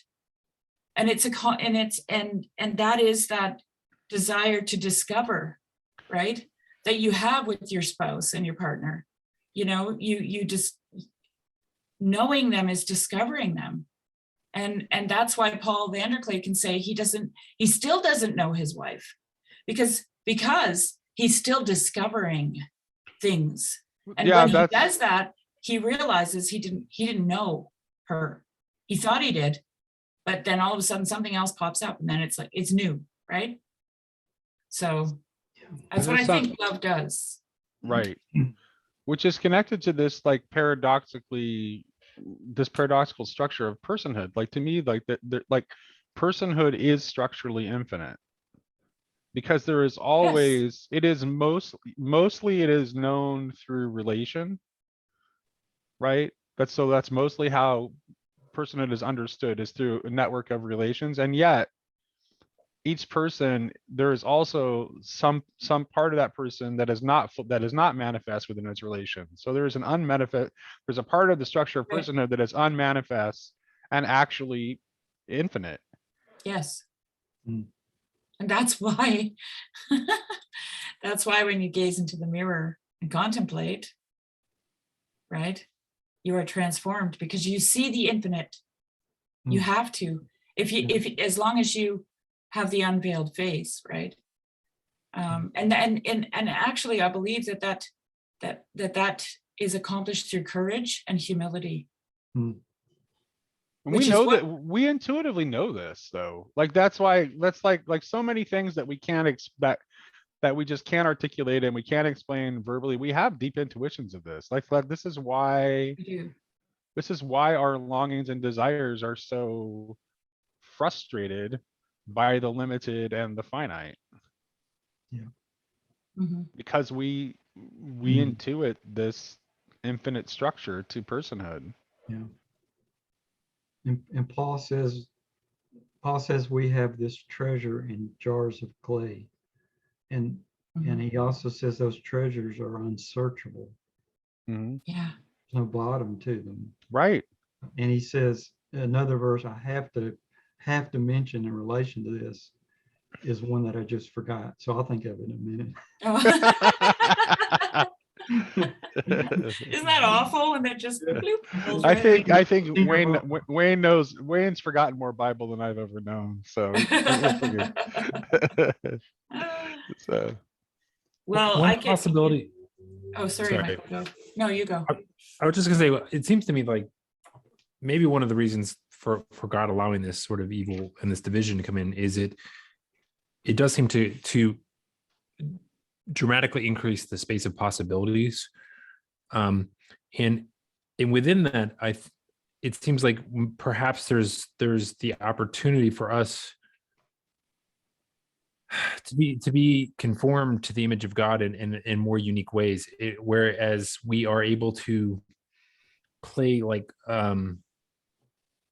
meaningful roles. Like this kind of links to Nate's idea of this radical freedom. We're able to have real causal impacts on the creative outcome of the world in such a way that we're able to be like God in ways that we couldn't be otherwise. yeah, I think we're supposed to extend it.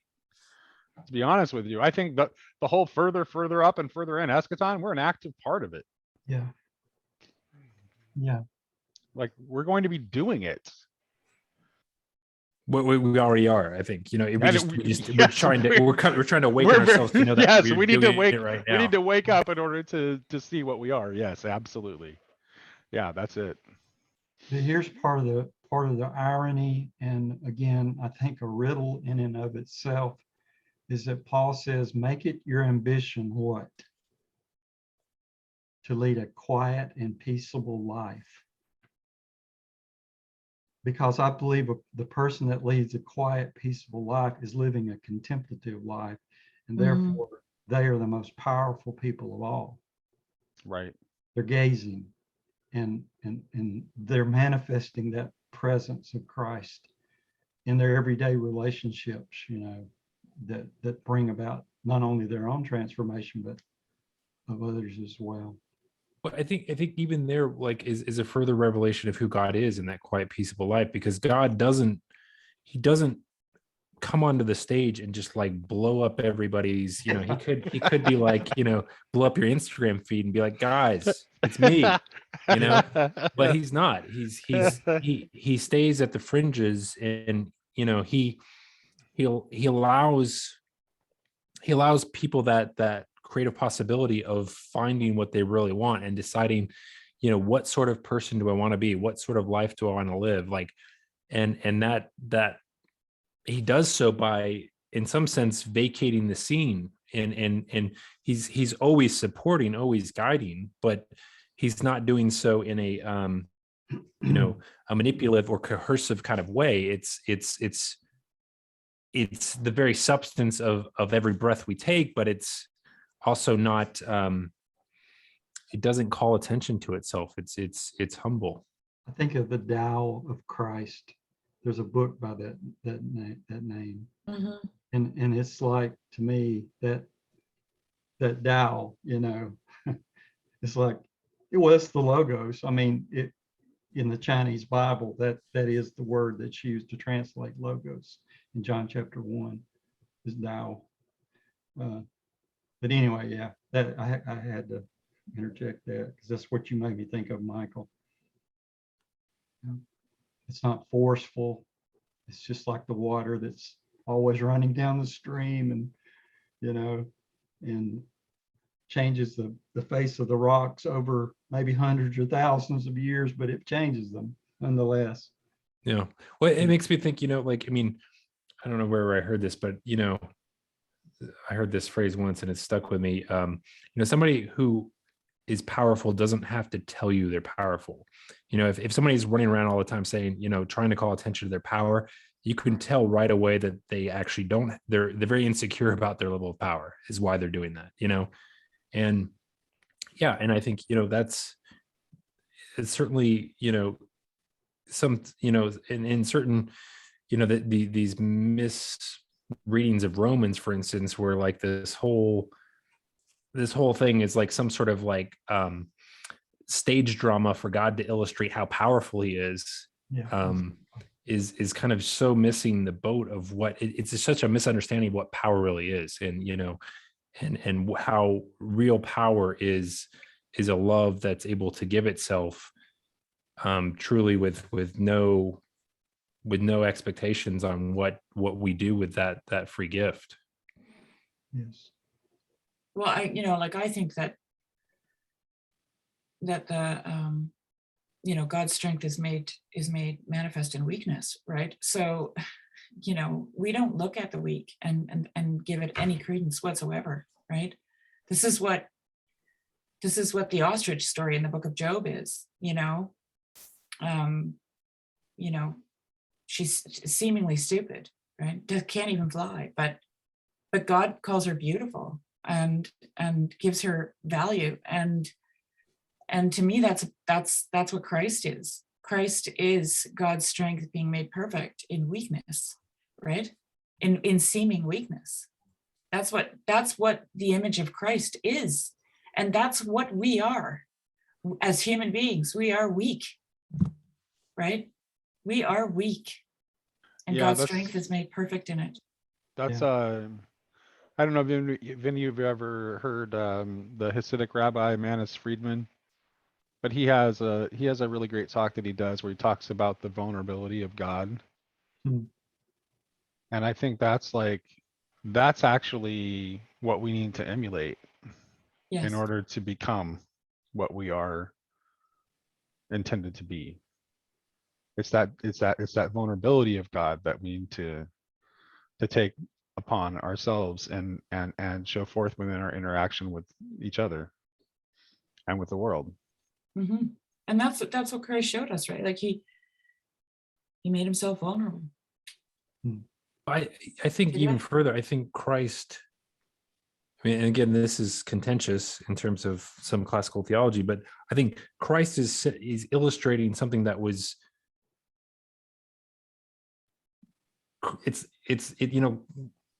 the creation and the cross and all those things are not plan B. They're fundamental to who God is and why he does anything. And Christ is just, in the cross is just the revelation of it. It's not like It's not like, oh, I created creation, it wasn't good enough, it fell apart, and now I have to have this plan B to come in and kind of, show off how cool I can be to come to the rescue of my creation that I could have maybe designed better but didn't. It's something like, again, a sort of way of illustrating and manifesting that vulnerability that is essential to who God is all the time, and also that there's something essentially human to God. Yes. That isn't, it isn't an add-on. It isn't a condescension of who he is. It was there at the beginning. It always is. It's not like it's not a plan B, like, oh, I created these little clay Muppets and they got themselves in a mess, so I'm gonna become one just to show off how loving I am. It's there's something more ontologically foundational to the reality of who God is. Well, that that's is what Wayne was hidden in talking all about when he this. was talking about taking that image of God more seriously and understanding how that is actually tied to our humanity. Like in Christ, like humanity enters into God as much as the divine enters into humanity. Like there's a deep connection. That's why it's like John Bear has that line that it takes a long time for Adam to become Christ. Hmm.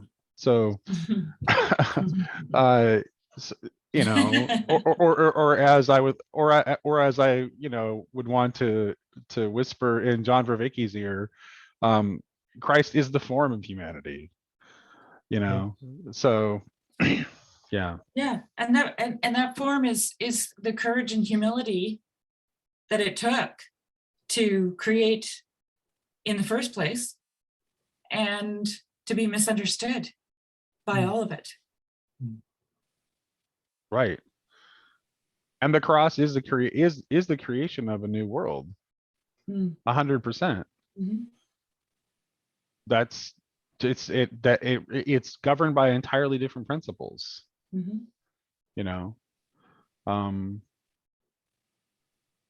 The archons are all about power, and the new creation is governed by love and reconciliation. Amen. So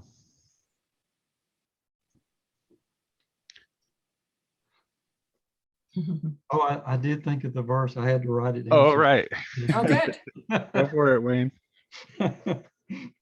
Well, I'd mentioned, that we have these treasures in jars of clay. This to me, and at least it's to some degree, is related. There are only a couple places where Paul you just get the sense like he's saying this is the mystery.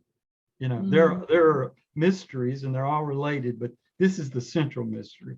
But Right. one of those places is where he says the mystery of Christ, the mystery of God. It's like, well, duh. I mean, it's like that is the great mystery is Christ, the God-man, fully God, fully man, the incarnation, etc. But the other place, though, interestingly, is where he says, this is the mystery, Christ in you, a hope of glory. Yeah. And so it's like going back to that original verse that I mentioned, kind of started me on this journey. It says, in order that they may know the mystery of God, namely Christ, in whom are hidden all the treasures of wisdom and knowledge. And that's not the verse I was meant to quote. It's where 1 Corinthians 2:2, where he says that there's this mystery and God has destined it for our glory. It's like, my goodness. I mean, there's the humility of God. I mean, that is so opposite of the Calvinist conception, what God is after in terms of his own glory. That God, in his humility, wants to share that glory with us. And so this thing is destined for our glory. I never was pointed to that passage when I was a Calvinist. Right. Never heard of it, never read it. I'm sure I did read it, but I just glossed over it because it didn't fit my systematic. It's destined for our glory. So, well, your glory is God's glory because absolutely. you're just filthy rags, right? Yes. You see, that's how it works. Right, Like right, right. that's the trick. That's the Yeah. loop. Yeah, but if we take the image of God seriously, even in our fallenness, then you begin to really understand some idea of what when David says, "I'm fearfully and wonderfully made." Yes. I mean, that to me is that's connected with the image. I used to just think, well, that means I'm very intricate in terms of my physiology and biology, et cetera. But no, I mean, I think it is inclusive of that because that's part of who I am, but it's inclusive of the whole person Yeah. that we are as humans, body, soul, and spirit. All of that together And it's is, not surprising that he was a shepherd, yeah, yeah. because he would spend hours sitting and gazing and contemplating. Exactly. Reading the logos. Yeah. Yeah. So I mean, the image of God is just it's the answer to the identity crisis and the meaning crisis. Yeah. Yeah, that's Yeah. right. It is. And I think that the identity crisis is sort of like, I think, deeper than the meaning crisis, for Yeah. sure, because that's actually, and the identity crisis is it catches on both the belonging crisis and the meaning crisis, because it's tied up with both of those, because it's like who I am in terms of like, okay, what group do I belong to? Mhm. Where do I belong? Where do I fit? And who am I at the same time? So Right. yeah, that's absolutely the resolution. Mhm. And I just like the Calvinist thing. It's just like, but what, I mean, what do they think glory means, though? I mean, like the God's glory is revealed to us through Christ. Like there isn't another, like that's what God's glory is, and what Christ shows us doesn't look anything like any kind of like triumphant kind of glory. That's not, and it's actually intentionally like throwing that on its head. It's a reversal of the triumph of a Caesar, right? It's a complete reversal. It inverts it inverts the worldly understanding of glory. So I just don't understand what they think God's glory is. I really don't get that. I asked Colton that question one time, and he just like didn't have an answer for me, Yeah. honestly. Well, So I think the critical issue, or at least one fundamental, looking back on when as I embrace it and being in fellowship, as it were, with many other Calvinists, the critical mistake in some ways is looking at it in terms of 2 Corinthians chapter 3, the letter versus the spirit, is that Calvinists are prone to always want to bring the old relationship back through the back door of the law. Mm. I mean, they're explicit that's about it. They're explicit about it instead of Right. acknowledging the radical separation. Yeah, that's where you get like theonomy and radical Calvinism. Exactly. Yeah. Thompson, et Where, cetera. right. Except for, what happened to Jesus's summary of the law. Yeah. Yeah. Yeah. And then So just the typical evangelical is still a kind of a preoccupation with scripture. Sola scriptura is still the case for most evangelicals. right. And we're doing this disservice to scripture by elevating it to the place of Christ, Right. Right. or Right. the fourth member of the Trinity. It Right. still needs to be part of our, daily food, as it were. But just think about those believers for 1,500 years that didn't have a Bible to partake of. What did they rely on? They relied on the Spirit. And McDonald makes this so clear. He says the great crisis of our time, or the heresy, or whatever, is we don't believe in the Spirit. I mean, of course, he was talking about the 1800s, but how much more today is it true, that we're so afraid if we just depend on the Spirit to open up this door of imagination and lead us into it, that we'll go crazy. We'll come up with all kinds of heresies, and, But it's also but that's the part that makes us alive, though. yeah. So Well, it's literally the personal. The spirit, it represents the personal, Yeah. right? It's the relationship that you have to God, right? That's the love your God. Right. And it's also the personal in the loving of your neighbor, right? Because that's where that goes. Right. So, the letter is not personal, right? But the spirit true. is. Yeah.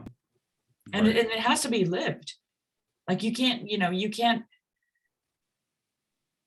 I think what a lot of people do is they say they're following the spirit, but they crack open their Bible and read it like a fortune teller, right? And Right. that's the spirit, but it's still the letter.